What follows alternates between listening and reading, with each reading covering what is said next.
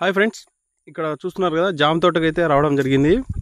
విపరీతమైనటువంటి పూత కాయలతో ఉన్నాయి.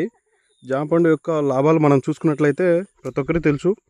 ఇందులో ఎక్కువ విటమిన్ సి ఉంటుంది. అందులో ప్రత్యేకించి మధుమేహం, డయాబెటీస్ ఎవరైతే ఉన్నారో వాళ్ళు వాడుకున్నట్లయితే అసలు వాళ్ళకు ఈ డయాబెటీస్ నుంచి చాలా దూరంగా ఉండొచ్చు. జీర్ణ వ్యవస్థను మెరుగుపరచడానికి కానివ్వండి, విటమిన్ సి, అందులో యాంటీ ఆక్సిడెంట్స్ కూడా బాగా ఎక్కువ ఉంటాయి జామ పండులో.